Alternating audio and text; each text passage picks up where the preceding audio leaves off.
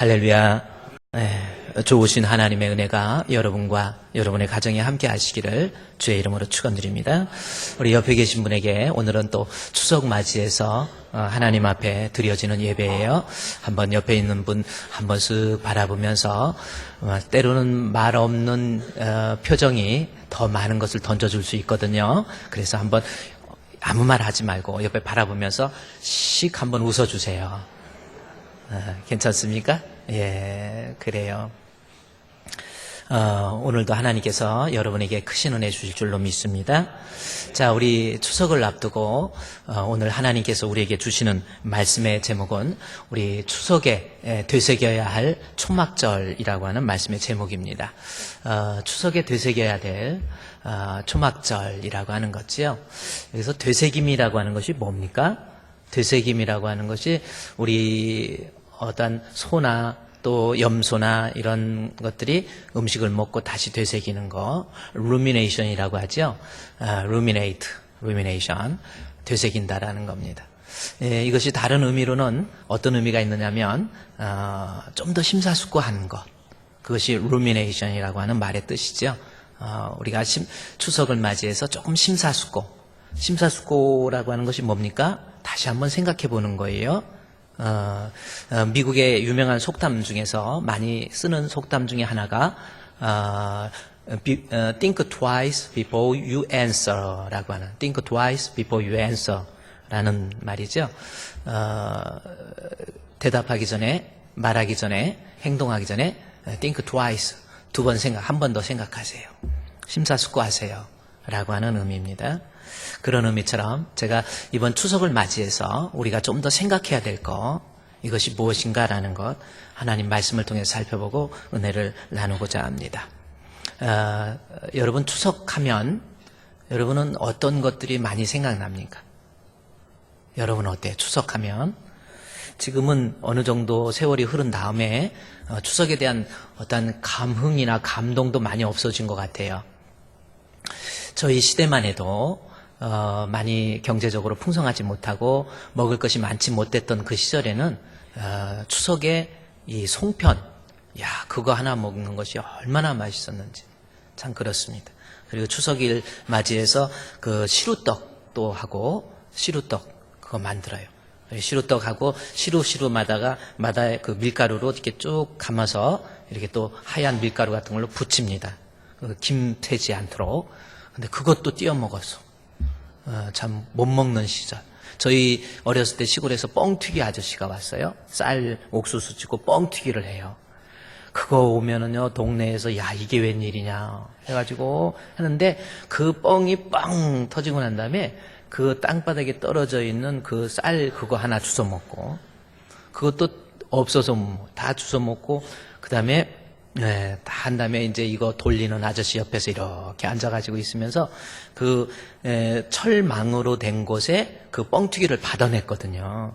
그러면 그 옆에 이렇게 붙어가지고 그것이 하도 먹고 싶어가지고 그 철망을 혓바닥으로 대면 조금 달짝지근해요. 그래가지고 그때는 당분이 없으니까 그거 혓바닥에 대다가 바로 뻥 한 다음에 바로 대면 혓바닥에 문신살겨져요. 참 그랬던. 먹을 것이 없을 때 송편 먹고 또 시루떡 같은 것도 보관할 수 있는 그런 냉동이나 냉장시설이 없기 때문에 시루떡해서 그냥 자연 건조해서 말려요. 말리면 딱딱해집니다. 그러면 그 딱딱한 거 가지고 나중에 계속 입에다 넣어가지고 거의 딱딱한 돌 같지요. 막 입에서 씹고 뭐하고 해가지고 그렇게 먹어도 맛있었어요. 그게 바로 추석. 참 저는 어렸을 때 추석하면 그런 생각이 많이 나고요. 또 그렇게 달이 밝았죠. 달빛이 너무 밝고 추석 8월 15일 이 한가위 때 달이 너무 크고 달 밝아요. 어렸을 때 그때는 집 문에만 집 안에도 어두웠지만 집 문에 나가면은 등잔 없으면 제대로 가지도 못했잖아요. 그럴 때 그 보름달이 너무 밝아가지고 그래 정말 달 무슨 달 어디 떴나? 남산 위에 떴지. 그래서 그때는 저는 남산이 어디 있는지도 모르고 글쎄 저 달이 남산에 떴나 이런 생각도 하고 참 그랬습니다. 어렸을 때 참 추석에 대한 기억이 많은데, 그래요. 이제 어른이 돼서 여러분, 우리가 이제 뭐 못 먹는 시절도 아니고 뭐 이러다 보니까 추석에 대한 느낌도 많이 없어졌는데, 그럼에도 불구하고 우리가 이 추석 명절을 어떤 모습으로 지내야 될 것인가라고 하는 것 하나님 말씀을 통해서 살펴보고 은혜를 나누고자 합니다. 제가 오늘 말씀의 제목이 추석에 되새겨야 될, 루미네이트할, 되새겨야 될 초막절. 그래서 이번 추석에는 정말 내가 예수 믿는 하나님의 자녀라고 한다면 우리는 믿지 않는 사람과 달리 이 초막절에 대해서, 이스라엘에서 지켜지고 있는 이 초막절이 정확히 추석이거든요. 이스라엘 백성들이 추석날 초막절을 지켰거든요. 따라서 우리가 하나님의 선택된 하나님의 백성이라고 한다면 우리가 추석 때에 믿지 않는 사람들과 같이 그냥 똑같이 옛 풍습 따른다, 이거보다는 성경에서 나오는 하나님의 백성이 어떤 모습으로 추석을 지내고 있는가라는 것을 좀 살펴보자는 거지요. 자, 본문에 있는 말씀 먼저 성경을 한번 봅시다. 레위기 23장 33절 말씀에 보면 여호와께서 모세에게 말씀하여 이르시되 이스라엘 자손에게 말하여 이르라. 일곱째 달 15셋 날은 초막절이니, 그랬죠? 너희는 여호와를 위해서 이레 동안 지킬 것이다. 요 말씀이 나옵니다. 그러니까 일곱째 달, 그러니까 7월 15일이에요. 그런데 이스라엘 자손에게 말하면서 초막절 지키라. 7월 15일 날은, 우리는 8월 15일이죠, 음력. 이스라엘은 7월 15일이고요. 우리보다 서쪽에 있고, 또 이스라엘에게 있어서 이 초막절 추석은요, 적도 위에서 드려지는 추석, 이스라엘의 추석은요, 달이 우리보다 더 크게 느껴지는 거예요. 실제로 더 크고, 그리고 달빛이 적도 밑에서 있어서 달빛에서 글자를 읽을 만큼 환하다라는 거죠. 그것이 바로 이스라엘에게서 추석입니다. 그런데 34절 말씀에 이스라엘 자손에게 말한다라고 할 때 여기서 표면적 이스라엘과 이면적 이스라엘의 차이가 있죠. 우리는 이스라엘 자손은 아니지만 우리 예수 그리스도를 믿음으로 하나님의 백성이 된 겁니다. 그래서 34절에 이스라엘 자손에게 말하여 하면서 초막절 지키라 그랬죠. 그래서 이렇게 초막절 지키라고 그러니까 이렇게 백뮤직도 딱 나오면서 초막절 지키라고 좀 그렇습니다. 이스라엘의 초막절 지키라고 그랬는데 41절 말씀에 보니까 뭐라고 기록되어 있어요? 한번 41절 보십시오. 너희는 매년 이레 동안 여호와께 이 절기를 지킬지니 너희 대대로 영원한 규례다 그랬죠. 자, 그래서 오늘날 혈통적으로는 이스라엘 백성이 아니지만 우리가 예수를 믿음으로 하나님의 선택된 이면적 이스라엘, 다시 말해서 하나님의 이스라엘 백성이 된 거예요. 그래서 그들이 이 초막절에 대해서 너희가 대대로 영원한 규례 지키라는 거죠. 그러니까 옛날에만 초막절 지키는 게 아니라 우리가 예수 믿는다면 오늘날도 이 초막절의 행사를 우리가 지켜야 된다라는 겁니다. 그래서 이스라엘 것만이 아니라 내가 예수를 믿는다면, 하나님의 자녀가 되었다고 한다면 우리 또한 이 추석의 초막절 행사를 우리도 지키는 모습이 있어야 된다라는 겁니다. 실제로 이스라엘 백성들은 지금도 이 초막절의 행사를 이래 동안 이 초막 안에서 먹고 자고 그렇게 합니다. 우리 한국에 들어온 우리 이스라엘, 우리 한국 거주증을 가지고 이스라엘 사람이 한국에 거주한 사람이 약 200명 정도 된다고 그래요. 지금 그들이 추석에 초막절 지키고 있어요. 아파트면 아파트, 또 집이면 집에서 초막을 만들어서 초막절을 지키고 있습니다. 그만큼 이스라엘 백성에게서 초막절은 중요하게 여겨지고 있다는 거예요.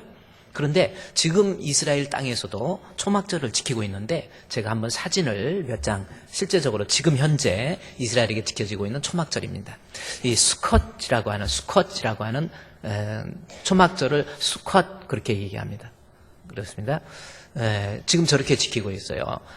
이렇게 초막을 만들어서 저게 너무 빨리 그렇게 급하게 좀 하지 말고 초막을 만들어서 이렇게 광야에서 있을 때는 저렇게 초막 만들어 놓고 저 안에 들어가서 7일간 이 안에서 생활을 하는 거예요. 초막절 1회 동안 저 안에서 먹고 자고 좀 불편하기도 하겠잖아요. 그래도 그들은 이스라엘 백성은 지키고 있습니다.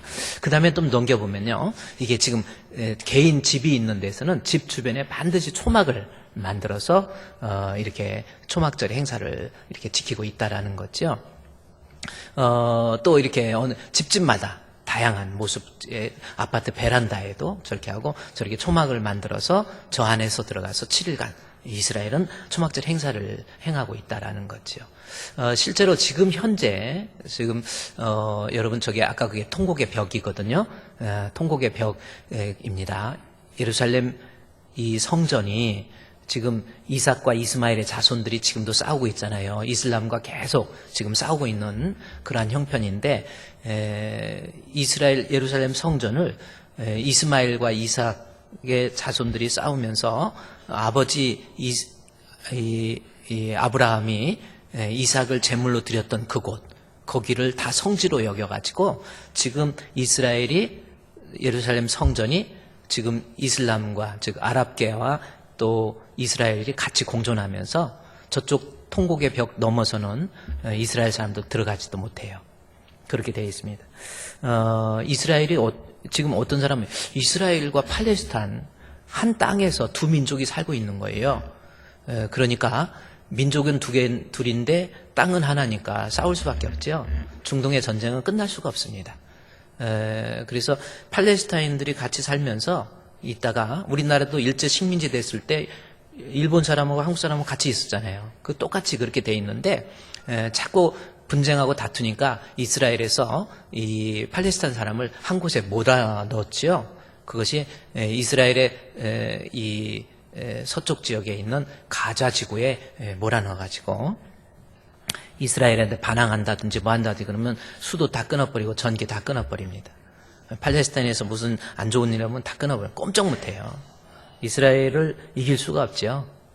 갑자기 1948년도에 흩어졌던 2000년 동안 흩어졌던 이스라엘 사람들이 나타나가지고 이거 우리 땅이라고 내놓으라고 해가지고 지금 사실 뺏은 거예요.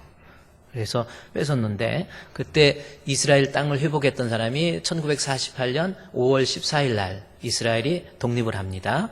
그때 독립했던 때에 미국의 대통령이 트루먼이에요. 트루먼 대통령이 이 TR 트루먼이라고 하는 겁니다. 그런데 성경 레위기에 보면 이스라엘 백성이 회복할 때 나팔절 그래서 나팔을 불지어다 해서 TR 트라이엄프 이 트럼프 TR로 시작되는 사람에 의해서 나라가 회복될 것이다. 그들이 믿고 있었는데 정말 공교롭게 1948년 5월 14일 날 트루먼에 의해서 이스라엘이 회복이 돼요. 이스라엘이 회복이 됩니다. 그러다가 또 70년 후에 이스라엘이 TR에 의해서 회복될 것이다. 이렇게 얘기했는데 1948년도 후에 70년이 지난 작년 2018년도가 70년 정확히 됩니다. 2018년도 5월 14일 날 트럼프에 의해서 TR로 시작되나 트루먼에 의해서 회복되었고 70년이 지난 트럼프에 의해서 5월 14일 날 이스라엘의 수도 텔라비브에서 이스라엘 땅으로 예루살렘으로 수도를 옮겨버려요. 대사관을 다 옮겨버렸습니다. 그리고 다시 말해서 그것은 어떤 의미냐면 미국이라는 나라가 이스라엘을 인정한다는 뜻이거든요. 그래서 거기에서 엄청난 전쟁, 지금도 엄청난 전쟁이 시작된 거예요. 특별히 다니엘서 예언에 보면 70일의 예언이 있습니다. 그래서 이스라엘이 회복돼서 아까 그 성전 한번 볼까요? 그 통곡의 벽 저기에 보면은 저 성전이 이제 회복이 되어서 70년 후에 회복이 되면 이제 71회의 끝에 7년 대환란이 시작될 것이다 라고 예언을 했어요. 그래서 저 성전이 회복돼요. 저게 제3성전이거든요. 1성전은 솔로몬 성전, 2성전은 헤롯 성전, 그 다음에 이번에 회복되어야 될, 그래서 성전의 설계도가 다 나와 있어요. 제3성전, 저걸 회복해서 아랍인들을 전부 몰아내고 그곳이 진정으로 하나님의 성전, 제3성전이 만들어질 것이다. 그래가지고 예언을 했는데 지금 그게 맞아 들어가고 있는 거예요. 그리고 그러다 보면 세상에 종말론이 나오는 거죠. 7년 대환란, 그래서 한때, 두때, 반때, 그래서 3년 한중간, 그 한때에 7년 대환란 이후에 무지무지한 환란이 닥칠 것이고, 근데 그 새3성전에 건립된다라고 하는 것이 회복이 되면 바로 하나님의 7년 대환란 시작되고, 그 다음에 우리 주님 하나님 백성의 휴거, 그리고 백보자 심판. 근데 다니엘서 예언했던 것이 그대로 다 맞아 들어가요, 지금. 그래서 어찌 보면 우리가 이 땅에 살면서 지금 제3성전만 건립되면 이제 7년 대환란이 시작된다, 이렇게 성경학자들이 보고 있습니다. 뭐 어쨌든 저 예루살렘 성전에서도 한번 보십시오. 예루살렘 성전 그거 보십시오. 거기에서도 사람들이 저 초막절을 지키는 거예요. 종려가지 뭐 이런 거 가지고 그렇게 초막절이에요. 근데 초막절을 지킨다면서 밑에 문자로 뭐로 돼 있습니까? 문자로 보면 유대인의 초막절은 한국의 명절인 뭐예요? 추석이라고 이렇게 돼 있죠.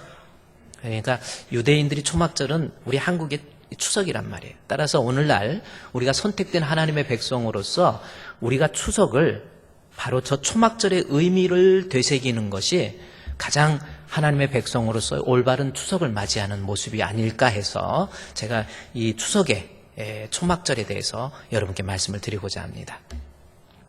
지금도 초막절이 이렇게 지켜지고 있는데 이스라엘 백성이 초막절을 지키면서, 그렇다면 초막절의 진정한 의미, 초막절을 통해서 이스라엘 백성들이 어떤 생각을 하고 어떤 마음을 회복하게 되는지 성경을 살펴보면요, 초막절의 첫 번째 의미가 있습니다.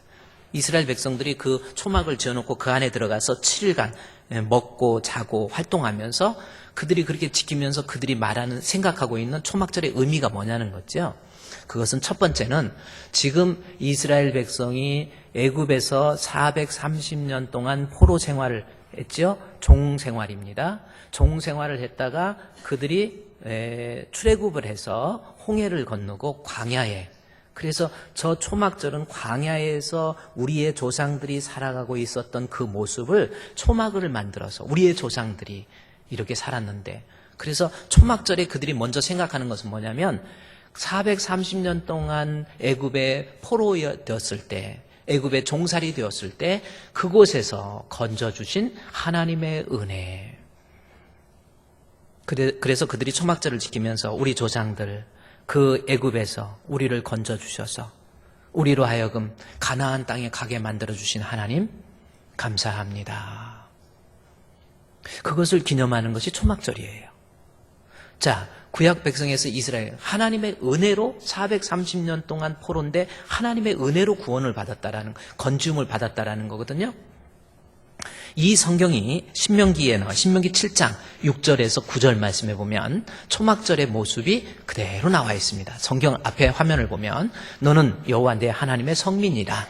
내 하나님 여호와께서 지상 만민 중에서 너를 자기 기업의 백성으로 선택해 주셨어요. 이스라엘 백성을 하나님께서 만민 중에서 하나님의 자녀로 선택해 주셨습니다. 그런데 그 선택의 근거가 뭔가 봤더니 여호와께서 너희를 기뻐하시고 너희를 택하심은, 하나님이 나를 선택하심은 너희가 다른 민족보다 수요가 많기 때문이 아니라 너희는 오히려 모든 민족 중에 가장 적은 거예요. 하나님 앞에 선택받을 만한 근거가 세상적으로는 아무것도 없었던 거예요. 그런데 하나님이 선택해 주셨어요. 뭘 근거로 선택해 주셨습니까? 그 다음 절에 보면은 여호와께서 다만 너희를 사랑해서 그래요. 하나님께서 사랑했기 때문에, 사랑으로 말미암아 너희 조상들에게 맹세하신 약속을 지키라 하기 위해서 그의 권능의 손으로 너희를 인도해서 너희를 그 종되었던 집에서 애굽 왕 바로의 손에서 속량했다. 이 말씀이 나옵니다. 그러니까 이스라엘 백성을 건진 것이 내가 조건이 좋아서 하나님 선택한 게 아니에요. 민족으로 따지면 가장 연약하고 별 볼품없는 민족이라는 거예요. 그런데 선택의 근거는 뭐예요? 하나님의 크신 사랑. 다만 너희를 사랑한 것 때문에. 무조건이에요. 조건이 없는 거예요. 그냥 하나님이 사랑한, 그냥 하나님이 나 좋은 거예요. 하나님이 나를 선택해서 출애굽을 하는데 보세요. 자기의 권능의 손으로 너희를 인도해서 속량해 주셨다라는 겁니다. 그러니까 이스라엘이 출애굽한 것이 자기들이 노력을 해가지고 어떤 뭐 힘을 써서 군사적인 뭐 압력에 의해서 애굽에서 건지움 받은 것이 아니라 하나님의, 그 본문의 말씀에 보면 하나님의 능력으로, 이게 중요한 것이 아까 하나님의 자기의 권능의 손으로 너를 인도해 주신 거예요. 자기의 권능의 손으로 우리를, 이스라엘을 인도해 주신 거예요. 자, 이것이 이스라엘 백성들은 초막절에서 7일간 지내면서 정말 헤어나올 수 없는 그 위기 속에서 그 애굽의 속박으로부터 하나님의 은혜로 건져주신 하나님, 이것이 이스라엘이 그 상태에서 되새기는 거예요. 하나님의 은혜로 속량함을 받은 그것을 그들이 늘 머릿속에서 생각하고 있었다라는 겁니다. 전적인 하나님의 은혜. 여러분, 우리가 일제 식민지 시간이 얼마였죠? 36년이죠. 36년간 우리 포로 생활, 1910년도 경술 국치 이후로 우리 36년간 일제 포로 생활을 합니다. 포로 생활을 할 때 보세요. 우리 민족이 일제 속박으로부터 36년간 눌려 있으면서 해방하기 위해서 엄청난 피를 엄청나게 죽어가요. 독립운동을 위해서. 만세운동 통해서 사람이 엄청 또 죽게 되고. 여러분 요즘 영화 봉오동 전투 봤습니까? 이번 추석에 그 봉오동 전투도 한 번씩 보고 그러세요. 거기에 보면 일제의 그 치하 속에서 이 제국을 독립하게, 조선을 독립하기 위해서 거기에서 전투할 때 사람들이 많이 죽어요. 봉오동 전투는 그래도 성공적이었죠.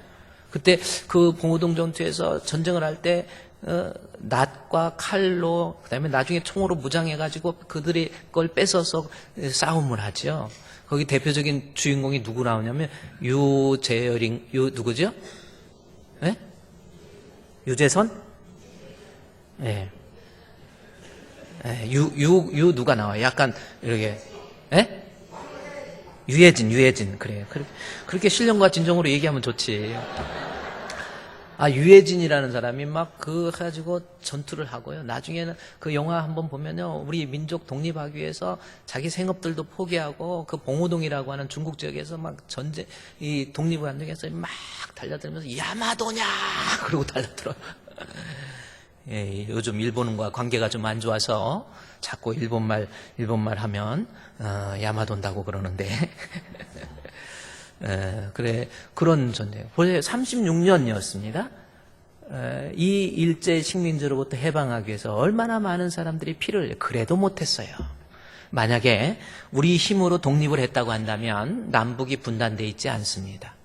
2차 세계대전 외압에 의해서 결국은, 외세에 의해서 결국은 우리 한반도의 독립이, 우리 조선의 독립이 이루어지니까 나라가 나눠진 거예요. 이것도 참 비극이지요, 현대사에서.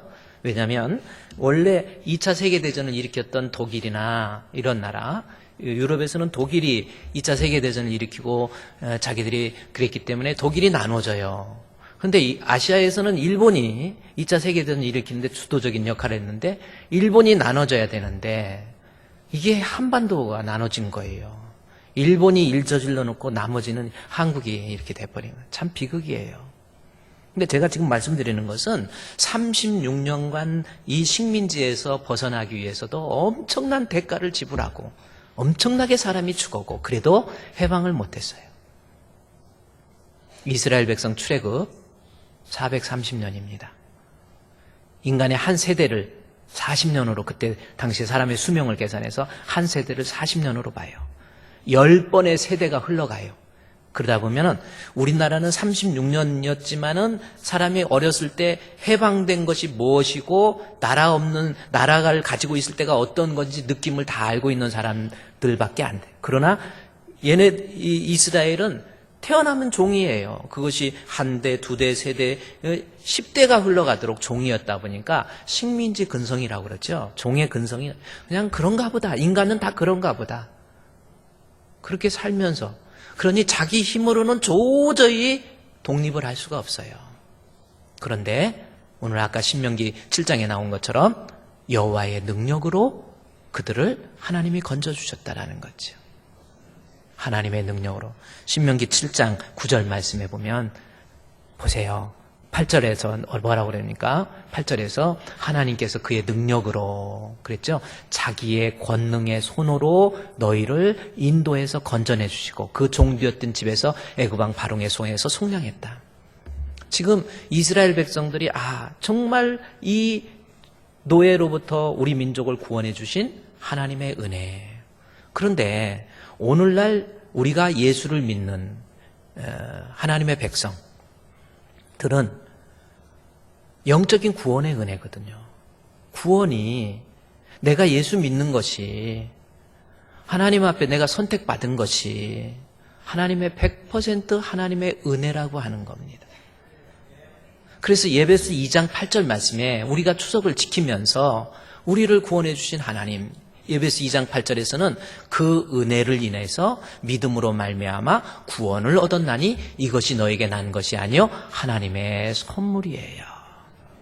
그러니까 오늘날 우리가 초막의 행사, 초막을 치고 이러지는 않지만 추석에 우리가 가족들과 함께 모여서 하나님 앞에 되새겨야 될 것은 뭡니까? 나 같은 것 구원해 주시고 나로 하여금 예수님 알게 해주시고 나로 하여금 예수님 믿게 해주시고 나 같은 것을 위해서 십자가에 못 박혀 죽으심으로 구원해 주신 하나님. 구원은 전적인 하나님의 은혜거든요. 내 노력 공로 아닙니다. 하나님의 은혜로 나를 구원해 주셨으니 하나님 감사합니다. 구원해 주신 하나님. 그래서 추석날 명절날 우리 가족들이 모여서 우리 가족 예수 믿게 해주신 것, 그리고 우리 가족으로 하여금 구원받게 해주신 하나님, 우리에게 믿음 주신 하나님 감사합니다. 저는 정말 여러분 생각해 보세요. 모두가 다 죄인이잖아요. 여러분 이렇게 앉아 계시고 양복 입고 그러니까 깨끗한 것 같지만 하나님 앞에 볼 때 의인이 과연 얼마나 되겠어요? 다 죽어 마땅한 죄인들. 인정하십니까? 어느 목사님이 부흥회를 갔는데 부흥회 가셔가지고 이야기를 하다 보니까 이제 부흥회 가면 이제 장로님들이 이제 같이 스텝이 되어서 호텔에서 모시고 오기도 하고 같이 식사할 때 우리 장로님들하고 같이 식사하고 이러는데 그 장로님 식사하다가 실제로 그 장로님이 그러는 거예요. 교회의 장로님 중에서 너무 교회를 힘들게 하는 장로가 있다라는 거예요. 믿음이 없으니까 믿음 없는 말하고 믿음 없는 행동하고 그래서 교회의 쓴뿌리가 되는 거예요. 그러니까 식사 대접하는 장로님이 그 장로님이 교회를 이루고 다닌다고 막 고민하고 그러는 거예요. 근데 그 장로님은 나와서 그냥 사람들한테 은근히 예배 드리고 말씀 듣고 이제 자기한테 하는 것 같으면 집이는 은혜 돼야? 해가지고 또 이제 이렇게 시작합니다. 나는 은혜다. 나 들으라고 한 거. 내 형편은 생각지도 않아. 그러면서 은근히 교회에 비판하고 목사님 욕하고 성도들한테 불안한 마음 또 불평의 마음을 조장하고 이러는 장로. 우리 교회는 그런 장로 없는 줄로 믿어요. 실제로 없고. 그래서 장로가 돼서 쓴뿌리가 되니까 식사 대접하면서 다른 장로님이 그 얘기하는 목사님 그 장로님만 아니면 우리 교회가 얼마나 은혜로운지 모르는데 그래 하나님은 왜 그 사람을 급사하게 안 하죠? 그러면 갑자기 쳐서 죽여버리지 오살하든지 막 이래야지 왜 하나님은 그러는지 그렇게 고민을 하더라는 거예요. 그래서 제가 그 소리를 한번 방송에서 듣고 제가 생각을 해봤어요. 우리 하나님께서 그렇게 교회 쓴뿌리 힘들게 하고 나쁘게 하고 나쁜 짓 하고 이런 사기꾼들 하나님이 그냥 즉각 때리기로 해서 급사시켜버리면 여기에서 살아남을 사람이 몇 명이나 되겠네요. 이게 몇 명이나 돼요. 몇 명이나. 몇 명 남아요. 누가 남겠습니까? 저는 뭐 하나님 앞에 깨끗합니까? 저 그러다 보면 앞으로 한 일주일만 지나면 다 죽어. 급사해가지고. 오사라든지. 그러니 우리는요, 저와 여러분은 하나님 앞에 감히 고개를 들 수 없는 죄인들이잖아요. 주님 앞에 살 수 없는 죄인이에요. 나폴레옹의 일화에 보면, 나폴레옹의 이런 이야기를 기록이 되어 있어요. 나폴레옹이 황제가 됐어요. 황제 대단한 권력을 가지고 황제가 되고 말을 타고 딱 가는데 어떤 젊은 청년이 말을 가로막습니다. 폐하! 폐하! 하고 말을 가로막는 거예요.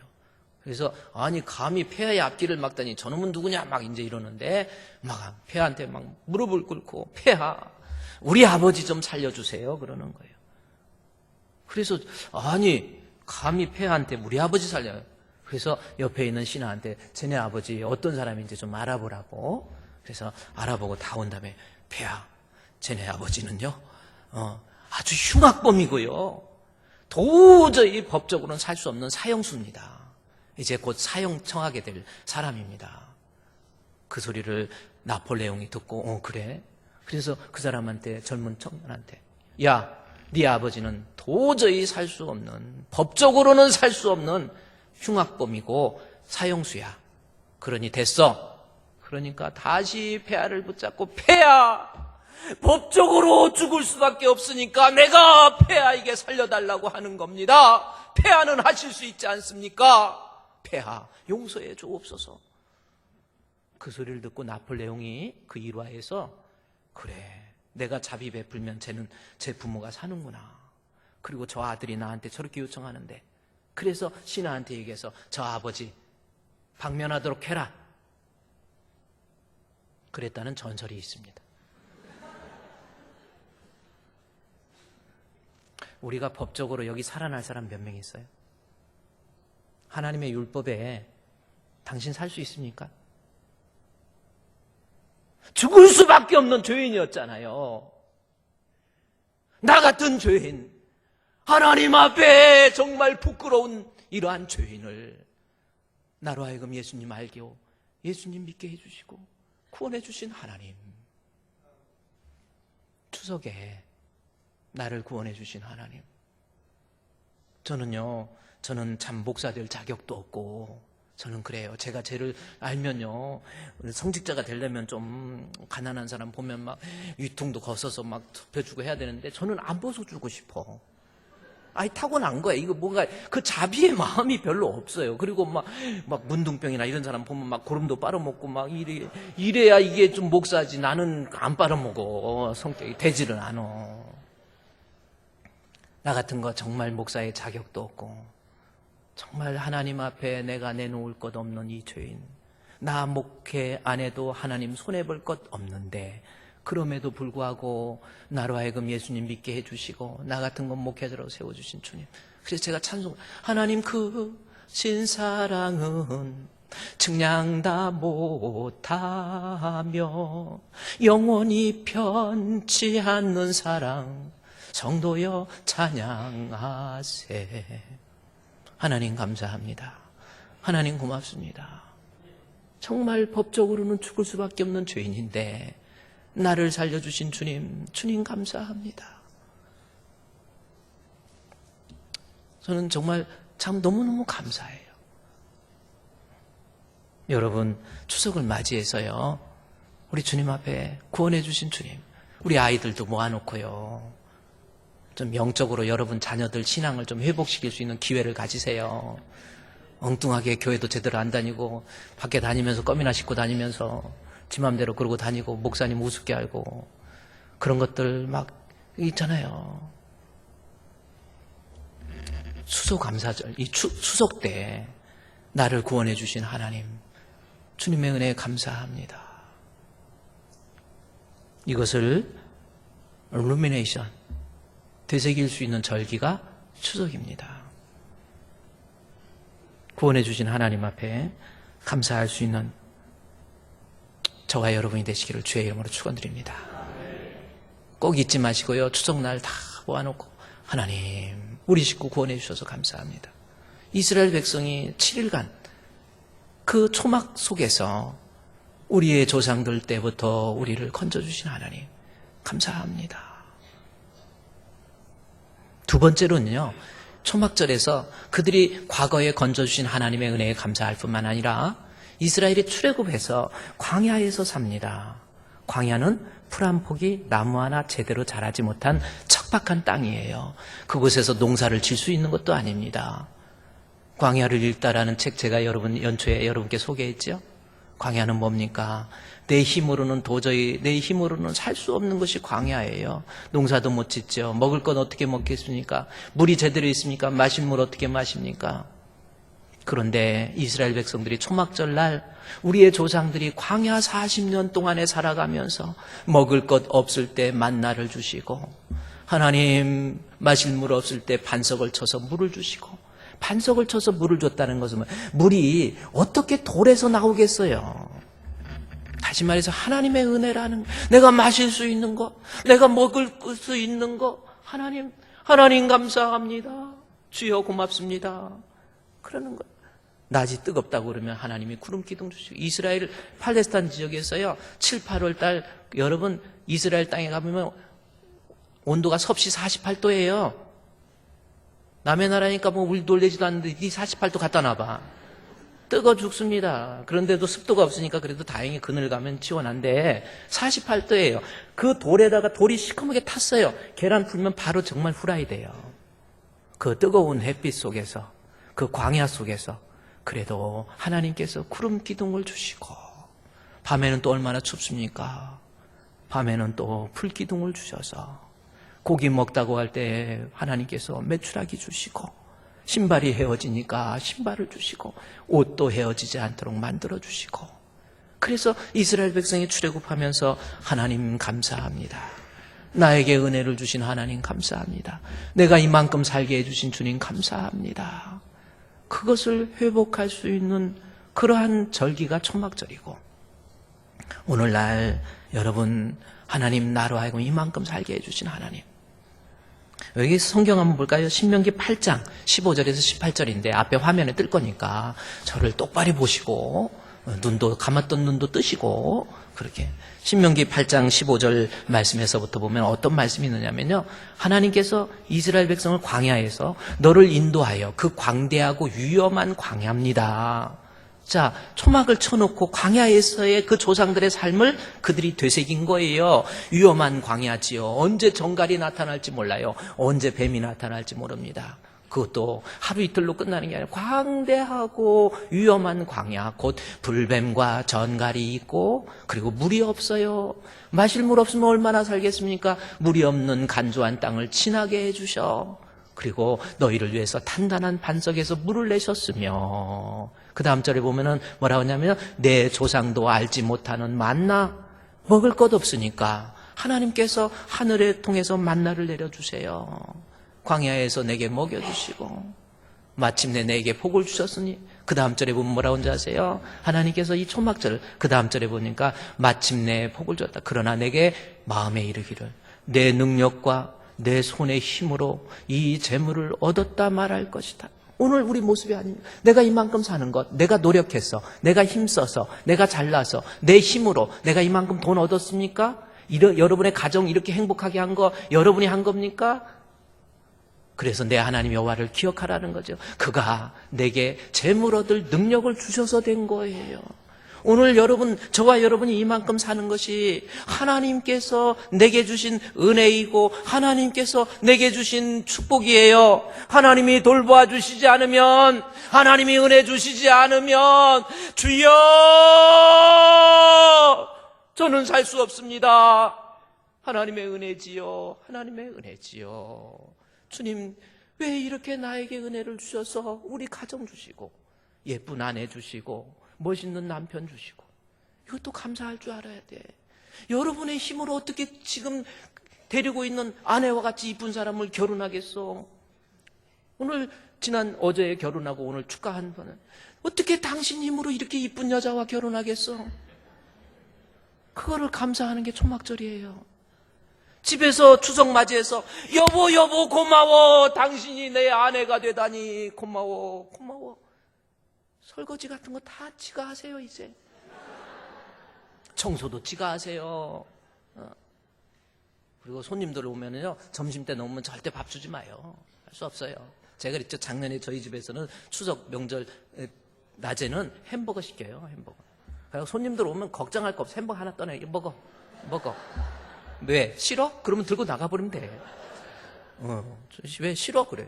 한 번은 저희 아내, 여자들도 무서워요. 저희 아내가 오래된, 지금은 안 그러는데, 어떻게다 제가 밥맛이 좀 떨어져가지고, 아유, 이게 보면서, 이렇게 했더니, 나를 딱 보더니, 왜, 싫어? 그러더라고.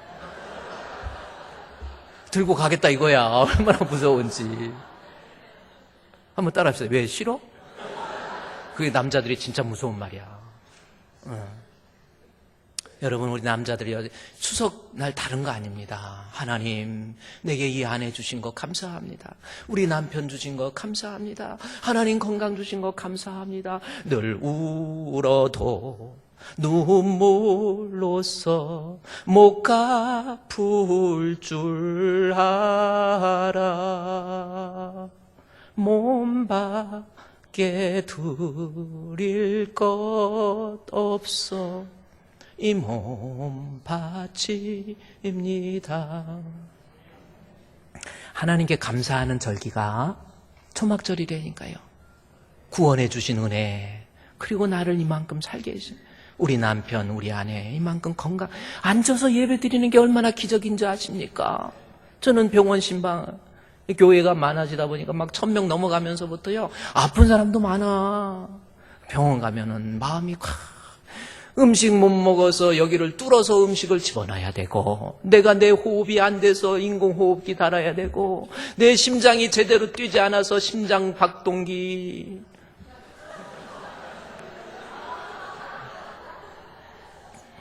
이게 얼마나, 뛰는 때, 심장 뛸 때 감사, 걸을 때 감사, 앉을 때 감사, 손을 들어서 내가 이렇게 손 든다는 것이 얼마나 감사한 줄 아세요?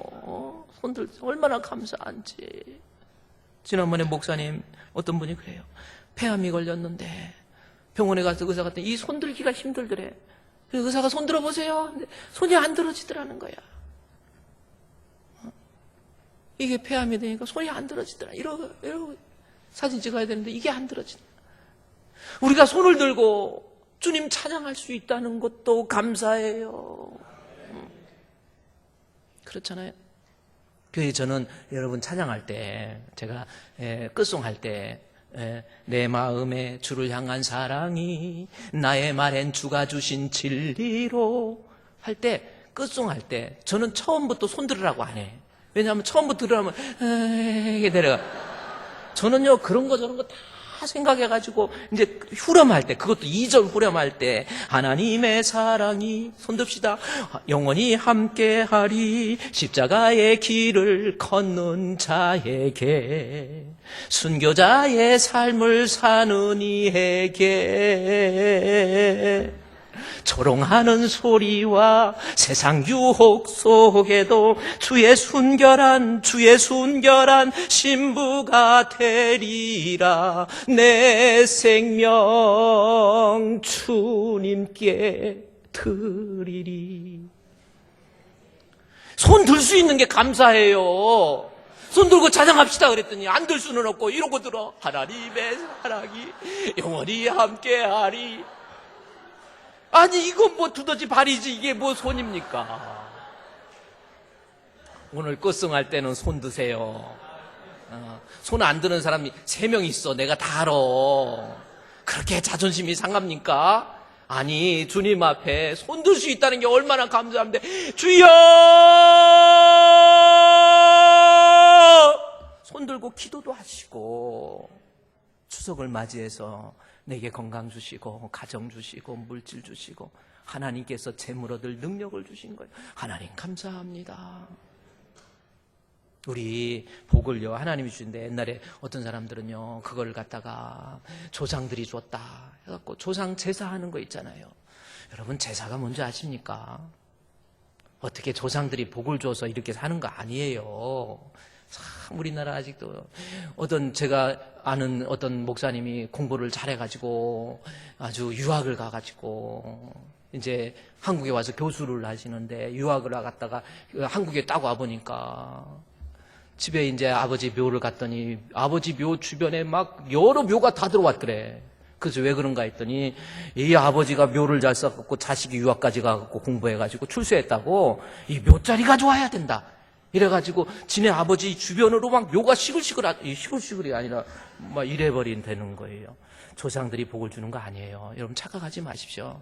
원래 유교라고 하는 것이요, 기원전 550년 춘추 전국시대입니다. 중국 춘추 전국시대. 그 넓은 대륙에 그냥 확실한 리더가 없어가지고 여기저기 너도 왕 나도 왕 해갖고 춘추 전국시대가 있었어요. 그때 공자라고 하는 사람이 주나라의 학자였습니다. 세계 온 천하가 혼란스럽고 전쟁과 약탈과 폭력, 그 춘추 전국시대다 보니까, 그러니까 안 되겠다. 사람이라고 하면 도덕이 있어야지 도를 가리키고, 그 다음에 사람이라고 한다면 윤리가 있어야지 윤리를 가리키고, 사람이라고 한다면 정의가 있어야지, 그리고 의리도 가리키고 정도 가리키고 해갖고 유학을 만드는 거예요. 유학을 만들었다가 BC 550년에 이 공자가 주나라에 속해 있던 사람인데, 아무래도 천하를 하나로 통일하기 위해서 주나라 황제를 숭배하는 황제 숭배 사상을 거기다 집어넣은 거예요. 그래서 황제에게 제사 지내는 것. 그래서 유학이 유교가 된 겁니다. 그것이 기원전 550년. 그러니까 어떤 사람은 기원전 280년 석가모니, 550년 중국, 공자, 그 다음에 예수님 2000년이니까 이제 2000년 전에 있잖아요. 그러니까 세기가 바뀌어서 AD 1년, 2년 뭐 이러니까 예수님보다 석가모니가 선배고 공자가 선배고, 웃기고 있네. 예수님은요, 창세기의 태초에 하나님께서 성부, 성자, 성령의 하나님, 창조의 하나님이에요. 우리를 구원하시기 위해서 2000년 후에 오신 것이지, 4000년 후에 오신 거예요. 근데 뭐 석가모니가 그리고요, 유교나 이건 불교나 이런 건 종교가 아니에요. 그냥 원래는 학문적으로 착하게 살자, 의롭게 살자 이랬고, 제가 그랬죠. 석가모니도 자기는 절대 신이라는 얘기도 하지도 않았는데 밑에 있는 사람이 석가모니요, 한번 신 한번 해보세요. 그러니까 아니 나 몰라, 안 해. 그래, 아니 너무나 자비로우시잖아요. 신 한번 해보세요. 아니 나 안 하는데 한번 해보세요. 어떻게 하는지도 몰라. 아니 간단해요. 손 들어보세요. 이래가지고 석가모니가 된 거예요. 어디 석가모니가 복을 줍니까? 제가 인터넷 나가도 할 수 없어요. 아닌 건 아니잖아. 저 뭐 별로 유명하지 않아가지고 이렇게 떠들어도 불교에서 아무 말 안 해. 그러니까 때로는 안 유명한 것도 좋아. 너무 유명한 사람 이러면 또. 에휴. 그러니 여러분, 석가모니가 공자가 복을 주는 게 아니에요. 이 유교가, 유교 황제 숭배하다가 세기가 바꿔서 1130년에 송나라에 주의라고 하는 사람이 이제 이 유교에다가 불교도 더해봐야지, 도교도 더해봐야지 해가지고 신유교를 만들었어요. 그리고 그때 황제 숭배를 조상 숭배로 바꿉니다. 그래서 조상 제사가 거기서 내려오다가 우리 한반도에는 고려 말 정몽주가 기울어가는 고려의 기운을 되새우기 위해서 성리학이라고 해가지고 유교를 조금 더 학문적으로 발전시킨 것이 성리학이에요. 정몽주. 그래가지고 정몽주가 성리학을 가지고 유교 사람의 도를 가리키고 의를 가리키고 그랬는데, 이성계가 갑자기 이성계가 1390년도에 이성계가 조선을 창제하잖아요. 군인이었잖아요. 가서 유화도에서 회군해가지고 나라로 돌아와가지고 정권 잡았잖아요. 그러다 보니까 정통성이 없어지는 거예요. 그래서 그가 생각한 것이 뭐냐면 종교를 적절하게 이용하자 해가지고 숭유억불 정책을 씁니다. 유교를 숭상하고 불교를 억제해가지고. 왜냐하면 유교에 왕에게 충성, 신하는 복종, 이런 거 있으니까 그걸 만들어서 거기서 조상 제사에 대해서 더 강조하다가 오늘날 이렇게 나오고. 불교에서, 유교에서 조상들이 복 주는 거 아니에요. 여러분, 내가 오늘날 이만큼 사는 것은 하나님의 은혜, 하나님의 은혜, 할렐루야. 하나님이 내게 주신 은혜지. 언제 그게 조상들이, 불교 나라치고 유교 나라치고 예수 안 믿는 나라치고 잘 사는 나라 봤습니까? 생각해 보세요. 일본 담아내기 이빠이까 걔네들 부자야. 아니에요. 가보세요. 살아가는 거 보세요. 진짜 못 사는 게 일본이라니까요. 돌아가 정도 없어. 가서 보면 뭔가 호해가지고 아따르는 담아내기 이빠이까 인물 눈물 찔 거면 따따따따따 하고, 밥 먹을 때도요, 숟가락이 어떻게 숟가락으로 떠먹어야 아까워서 젓가락으로 담아내기 이빠 꼭꼭 깎고 쭈쭈쭈쭈. 이게 이제 된장 쭈쭈쭈. 불교 나라치고 예수 안 믿는 나라치고 복은 하나님이 주세요. 제가 부산의 수영로교회 정필도 목사님 이제 은퇴하셨지요. 그 목사님이 아버지가 일찍 돌아가시고 주일학교 초등학교 때부터 얘가 교회를 다니기 시작한 거예요. 교회 다니다가 은혜 받은 거 어린 심령에 은혜 받고 중학생이 되고 은혜 받고 이래니까 가정에서 제사를 지내는데 이거는 아니구나. 조상한테 제사 지내는 거 이거 아니네 해가지고 제사 안 지내니까 작은 아버지가 이놈의 새끼가 가정 망하게 한다고 막 구박하고 뭐하고 하는데도 막 심지어 그 작은 아버지가요 옆에 있던 맷돌을 집어서 제사 안 지나간다고 던져버렸어. 근데 또 잘 피해가지고 살았어요. 그러니까 여러분 집에서 이번에도 제사 지내올 때 맷돌 주변을 가까이 가지 마시고 던지려고 그러면 잘 피해야 돼. 그래서 살았어요. 그래도 나는 하나님께 예배해야지. 우리 가정이 하나님 은혜로 살 수 있지 하고 그랬는데 할아버지가 돌아가셨어. 그 할아버지가 얼마나 얘를 이쁘게 키웠는데 할아버지가 돌아가셨어. 돌아가셨을 때 절을 안 하고 제사를 안 지내니까 그 작은 아버지가 이놈의 새끼 때문에 집안 망한다고 할아버지 돌아가시는데도 절 안 한다고. 그래도 작은 아빠 나는 예수 믿어. 나는 선택한 하나님의 나는 제사 지낼 수 없어요. 그랬더니 할머니가 끌고 와가지고 할머니가 그렇게 사랑하는 우리 손자한테 야 할아버지 돌아가셨는데 절 안 하는데 너 나 죽어도 절 안 할래? 그런 거야. 그랬더니 정필도 목사님이 예 할머니 돌아가셔도 나 절 안 할 거예요. 그랬더니 그 대신 내가 할머니 살아계실 때 절 많이 할게. 이래가지고 학교 갈 때 큰절하고 학교 갔다 와서 큰절하고 어떻게 길거리에서 만나서 그냥 큰절하고 막 살아생전에 절 엄청 한 거예요. 할머니가 감동해가지고 우리 손자 우리 필도야 나 네가 믿는 예수 믿을게.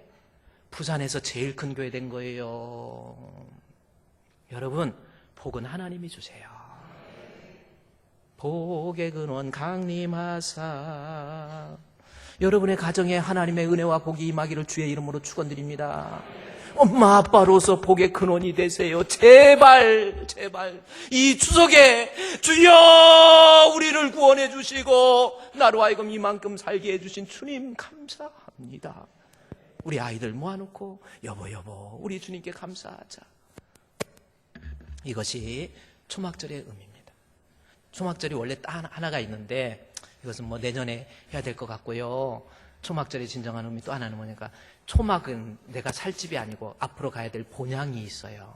그래서 초막절 추석에 나는 이 세상에 내가 썩어져 없어져 버릴 육신 때문에 그렇게 살지 마시고 우리의 소망은 천국. 그래서 제가 이번에 성가대한테 주문을 했어. 이번 주 찬양은 이 세상 나그네 길을 지내는 순례자. 나그네 길이라는 거예요. 그걸 좀 알으라는 거예요. 내가 이 세상 영원히 사는 게 아니에요. 나그네 길이에요. 나 주님 앞에 갔을 때 인정받는. 그래서 초막절 그 초막 안에 익은 과일 곡식 막 집어넣거든요. 내가 천국에 갔을 때 주님 앞에 인정받는 알고. 그래요. 이 세상에 소망을 두죠. 왜 세상 것 때문에 울고 웃습니까? 돈 때문에 가족과 싸워야 되고 돈 때문에 신앙 팔아먹어야 되고 이거요 빨리 버리세요. 잠시 세상에 내가 살면서 항상 찬송 부르다가 날이 저물어 오라 하시면 영광 중에 나아가리.